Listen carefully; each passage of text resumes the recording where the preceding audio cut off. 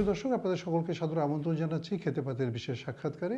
আমাদের সাথে আছেন জনাব জাহাঙ্গীর আলম, যিনি বাংলাদেশ মৌচাষী সোসাইটির সাধারণ সম্পাদক এবং অনেক দিন থেকে মৌ চাষের সাথে জড়িত। তিনি নিজে মধু উৎপাদন করেন, বিভিন্ন জায়গায় বিক্রি করেন এবং সংগঠিত করেন, সংগঠন গড়ে তোলার চেষ্টা করেন। আপনাকে স্বাগত জানাচ্ছি জনাব জাহাঙ্গীর আলম, আপনাকে আমাদের এই স্টুডিওতে আমাদের সাথে কথা বলার জন্য। বলেন দেখি যে বাংলাদেশে যে মধু উৎপাদন হয়, আমরা জানি সরিষা থেকে মধু উৎপাদন হয়, লিচু থেকে মধু উৎপাদন হয়, কালোজিরা থেকে মধু উৎপাদন হয়। বাংলাদেশে এই মধু উৎপাদনের স্ট্যাটাসটা কি, কী পরিমাণ মধু আপনারা উৎপাদন করতে পারেন? আমাদের যে চাষির সংখ্যা আছে প্রায় ১,৫০০-এর মতো চাষি, অ্যাক্টিভ চাষি আছে। তো ১,৫০০ অ্যাক্টিভ চাষি আমাদের যে পরিমাণ মধু উৎপাদন করে সেটাতে আমাদের একটা হিসাব, মানে সরিষা, লিচু, ধনিয়া কালিজিরা মিক্সড এবং কালোজিরা, সুন্দরবন সব মিলায় আমাদের প্রায় ২০ থেকে ২৫,০০০ মেট্রিক টন মধু আমাদের দেশে উৎপাদন হয়। এখনও আমাদের দেশে এই উৎপাদনটা অনেক ঘাটতি আছে। আচ্ছা, আমাদের তাহলে চাহিদা কত? চাহিদা আমাদের ৩০ থেকে ৩৫,০০০ মেট্রিক টনের একটা চাহিদা। এটা অসমর্থিত সূত্রে আর কি, মানে তার মানে কোনো ক্যালকুলেশন করা হয়? কোনো ক্যালকুলেশন ওইভাবে নাই, তবে সাধারণ একটা হিসাবে দেখা গেছে যে ৩০ থেকে ৩৫,০০০ মেট্রিক টন মধু আমাদের দেশের চাহিদা আছে। কেন? অন্তত ১০,০০০ মেট্রিক টন মধু এখনও আমাদের আমদানি হচ্ছে। তাহলে সেইটার হিসাবে আমাদের ২০ থেকে ২৫,০০০ মেট্রিক টন উৎপাদন এবং ১০,০০০ মেট্রিক টন আমাদের আমদানি, এই ৩৫,০০০ মেট্রিক টন আমাদের।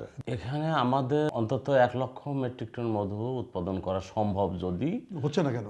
হচ্ছে না, মানে প্রথমত হলো যে আমাদের যে মৌচাষ সেক্টরটা খুবই অবহেলিত। এখানে মানে কে লিড করবে, মানে এটা হচ্ছে বিসিক এটাকে প্রথমে ধারণ করে, তারা একটা ট্রেনিং দেয়, ট্রেনিং দিয়ে আমাদেরকে ছাড়িয়ে দিচ্ছে। এরপরে তারা আসলে তেমন কোনো খোঁজ খবর আমাদের নেয় না। আচ্ছা, এরপরে আসছে আমাদের কৃষি বিভাগ শুধু হচ্ছে তাদের কিছু ফলন বৃদ্ধি করার জন্য কিছু প্রজেক্টের মাধ্যমে কাজ করতেছে, সেটা কৃষকদের সঙ্গে, সেটা আমাদের মৌচাষী বা মৌখামারিদের সঙ্গে তাদের কোনো কাজ নেই। মানে এই যে সরিষার যে মধু উৎপাদন হয়, তাহলে সেইটির ক্ষেত্রে কৃষি বিভাগের সাথে আপনাদের প্রত্যক্ষ কোনো কাজ নাই? প্রত্যক্ষ কোনো কাজ নেই। তারা কাজ করে তারা কৃষকদের সঙ্গে শুধুমাত্র ওই ফসলের বা মানে পরাগায়নটা বাড়ানো, ফসলের কিছু মান বাড়ানো এবং হচ্ছে ওখানে যাতে ওই বীজ যে সমস্ত এরিয়ার মধ্যে তৈরি হয় সেই সব জায়গাগুলোতে তারা মৌমাছি দেওয়ার চেষ্টা করে। কিন্তু সেটা তখন আপনাদের সাথে যোগাযোগ করে কারা?